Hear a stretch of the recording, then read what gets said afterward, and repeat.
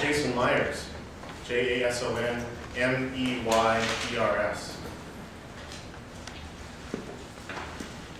Do me a favor. Imagine a well. Go ahead, I'll wait.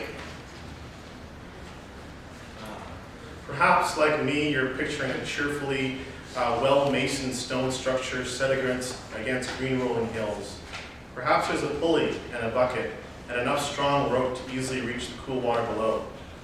Perhaps you still have a little St. Patrick's cheer coursing through your veins, and you're also picturing a wee leprechaun pattering on about pots of gold and Lucky Charms. Or perhaps your well looks quite a bit different. We are serious theological students after all. So perhaps your well is that of the ancient Middle East, of the Bible. Perhaps your mind has landed on a dusty and rugged terrain where access to water is not simply a matter of decorative landscaping, but a matter of life or death. Perhaps the well, with its roughly hewn stones piled scattershot, is also a meeting place where the community gathers to exchange news and gossip. It is a place like this that John takes us to in our text today. Jesus and his disciples are traveling north from Judea to their home base in Galilee. Tired out from his journey, Jesus takes a moment of rest while his friends enter the city ahead in search of food. Never removing his eyes from the horizon, he notices a Samaritan woman cautiously approaching. She has a water jar balanced on her head, and she keeps her gaze on the stony path under her shuffling feet. There are no pleasantries. There is no small talk. Jesus doesn't even ask her name. "Give me a drink," he demands, perhaps with some amusement because he already knows how this is going to go. "Hey, whoa there, fella," she says. "How is it that you, a Jew, ask a drink of me, a woman of Samaria?" Confronted by Jesus, the woman slams up a wall between herself and him. But let's dwell here a moment, flip the perspective, and consider things from her point of view. How is it that you, a Jew, ask a drink of me, a woman of Samaria? First off, a person, a man she does not know, has suddenly put demands on her water and also her time. If she gives to him, she will have less of both for herself. So up goes the wall. Next, as our text alludes, there were long-standing political tensions between her people and those of Judea. When the Jews returned from their captivity in Babylon and began to rebuild their temple, the Samaritans asked permission to build alongside them. This was refused over religious practices. Hurt feelings turned into a culture of animosity, and out goes the wall. And what would the neighbors say if they stumbled across this scene? This is a woman, after all, with a history. 5 marriages to 5 different men, living with a sixth that isn't her husband, and here she is chatting at the 7th? You can imagine her cheeks flushing. Embarrassed, threatened, frightened, she needs to control the situation. So up goes the wall. But we can empathize with the woman, can't we? After all, we all have responsibilities and need to prioritize our energy and resources. We are all crammed into boxes of expectations by our upbringing and culture. Every one of us carries some form of pain.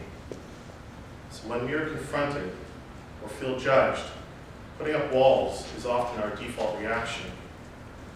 We take those roughly hewn stones from around the well in the desert and build a wall around our hearts, blocking out feelings, blocking out other people, blocking out God. And sometimes, when we are frightened, those stones can become weapons, instruments of emotional or even physical violence in our world. The past months, my mind has been troubled by the stories and images coming out of conflict zones like the Ukraine, the Central African Republic, and Syria. In Syria, just across the Golan Heights from where Jesus and the woman stood, what began as a grassroots political movement in 2011 has now descended into a bloody civil war. The death toll is now well over 100,000, including recently a freelance photographer from Toronto named Ali Mustafa. Earlier this month, hundreds attended a vigil at Yonge and Dundas Square to mourn him and to see Syria as he saw it through the lens of his camera. I want to try to describe for you one of the photos that I find particularly confronting. It's of a young Syrian boy.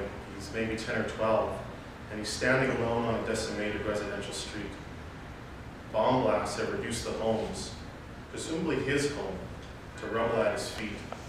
Water gathers in a crater left from a Scud missile that missed its mark. His eyes are transfixed to the horizon, at something or someone just out of frame. This is a snapshot in time. We don't get to know what happens next. Perhaps his mother enters the frame, gives him a hug, and tells him everything is going to be all right. Perhaps a man in a military uniform puts a gun in his hand. We don't get to know.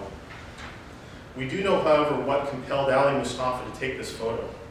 Before he died, these words were written on his blog. What draws me to a conflict zone is the way it impacts us as human beings. What does it take away? What does it leave behind? Most importantly, what does it transform us into? Yes, transformation. With his eyes fixed to the horizon, Jesus is leading and guiding the transformation of the woman at the well. And how does he do this? Through an act of radical acceptance. He sees the wall she has built between them and sets to disassemble it stone by stone. But she says, I'm a Samaritan and you are a Jew. The old divisions are dissolved. The hour has come when all will worship in spirit and truth. But my past, my failures, my passions, all those who drink of the water I will give them will never again be thirsty. They don't even know you. Yes, you do. I am he, the one you have been waiting for. The wall crumbles. She drops her water jar on the roughly hewn stones and hurries to tell the people of a man who told me everything I've ever done. Her sentiment of being known, accepted, and loved echoes the words of the psalmist. O Lord, you have searched me and know me. Even before a word is on my tongue, O Lord, you know it completely. For it was you who formed my inward parts, you who knit me together in my mother's womb. As the woman scrambles out of the frame of the picture, Jesus returns his gaze to the horizon. His perception is wider, his mission is greater than this one moment in time. He is no longer thirsty, and he has lost the taste for bread. He is filled and quenched by the work his Father has sent him to do. And unlike the Syrian boy in Ali Mustafa's photograph, through the revelation of the gospel, we get to know what happens to Jesus. Especially acute in the season of Lent, we skip ahead in our minds to where the journey is taking him. It is the most dangerous path human feet could ever walk, leading to a cross out there, just over the horizon. It is also a path to profound transformation. It is the path that leads him here to us, and us back to him. Do me a favor. Return to the well you first pictured in your mind a few minutes ago. Are you there? Now into the frame of your picture, a man walks up to the well, ragged and tired from a long journey. He turns, and you look at him. Your heart jumps because it knows he is the one you've been waiting for. He already knows your name. He sees the pain you carry, but does not turn away. He approaches and holds a cup of water to your lips, and you drink. A wall around your heart crumbles, and the stone you've been holding falls from your hand. Through Jesus, we are offered this remarkable gift of transformation, the shift from fear into love. It is a gift freely given, and one we are empowered to share. You and I are much more than just serious theology students. Through our baptisms, we are disciples of Christ. We know where the well is and who stands next to it. Our mission becomes that of the Samaritan woman who runs into the city as the bearer of good news, unafraid and unembarrassed to speak of truth and hope to all who need to hear it. Our mission is also that of Ali Mustafa, to go into those hard places, those conflict zones in our community, our family, our world, and even within ourselves.